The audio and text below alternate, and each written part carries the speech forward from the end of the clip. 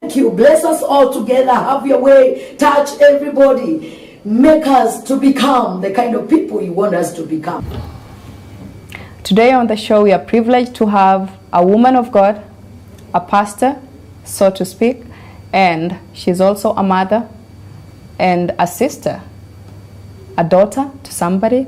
And there's something peculiar about this personality that I want you to listen over and get inspired. Welcome to the show, Pastor.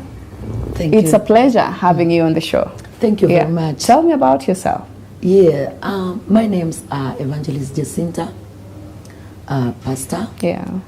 A mother of 3. Yeah. 2 boys and 1 girl, and 2 grandchildren. A woman of God. I respect God. I love God so much. I'm saved. And I'm a lesbian. And my love is to God. I love the church.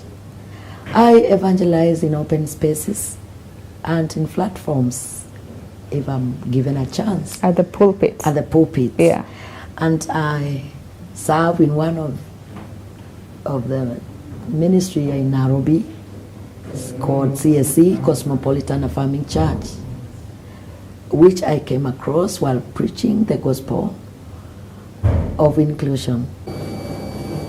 At the cross, the power of cross. And this is what has remained to me, the crown of thorns.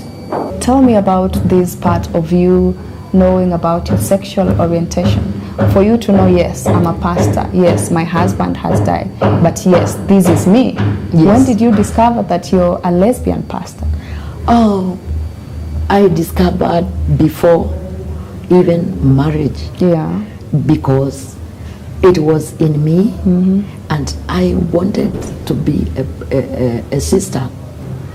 And father took me in one of the mission to be a sister. I come from a poor family whereby I didn't finish my education. And when I shared with the father, he told me there's another option. You become a sister. You will stand for all what you need to be there. You will take all the sessions. Yeah. And they told us to remain virgin. And from when I was young, I was virgin. By then, I was about 17 to 18 there. Yeah. And I was out of school because of school fee. Yeah. So when father took me to the mission, it was like he was also interested in me. So he was taking me out. And he took me out. Wow. And there he was like, he wanted to be with me. Yeah, sexually. Sexually. Yeah. And then I told him, no, you told us we remain virgin. Me, I feel that I should remain. And you are a father. And you are a father. And I'm a sister. And then we were in one of the small city town at Machakos. Yeah. And then I decided to leave the father. Then I ran off. So you didn't buy into his idea? I didn't. Yeah. I went and talked to driver of one of the matatus. By then there were no many vehicles. Oh yeah. And I went. They decided to take me back home because I explained everything, even those things which we were told not to speak out. I spoke them to them so that they may understand me and take me back home to my mother. So confident. When I went home, I told my mother everything, and then my mother forced me to marry, and she told me to cover everything I should marry. Did you share with your mom then how you were feeling, how your body was responding to? By the time I couldn't, because even I was like, I didn't like indulging with men. Oh yeah. And I was like, even the boy who used to come to home, he had made friendship with my mom, and it's like him and mom, they knew what they are doing. But also when I came, my mother told me, oh, Kilonzo has been bringing me sugar here and this, and now because you won't return there, my daughter, you marry this boy. I love this boy. And I married him, and I was in the marriage. in the family, they didn't love me, they didn't like me. Yeah. And there I struggled with my lifestyle. Yeah. And my duties as a wife. Yeah. Yeah, but in me, I was like, oh, sister.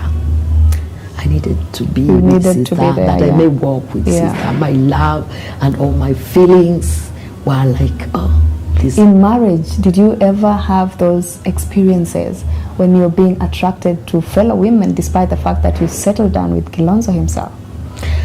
It has been a problem, because I remember even when I was coming up now to be a pastor, it was a problem because I was mingling with women in my house, and he didn't like it. And I was like, oh, I need these people in my house and share with them. I would like to share with them and talk to them. I would like to touch them and hold them. And when I feel a man, I feel like, no, this is what I want. So did he at one point feel insecure when the women are flocking all over the house? No, because he took me out of that. He didn't understand what was happening. Yes, and he took me out of that house to another estate. Oh yeah. And he told me, I don't need you with anybody, especially these women. What do they follow you? What do you give them that they follow you for? And there I was. What were you giving them that they were following you for? Is that love? Tell us what you are giving them that they were following you for. The intimacy, care. I could feel them. The same side as you? Their sexual orientation? There were some who were like, by then, who were like,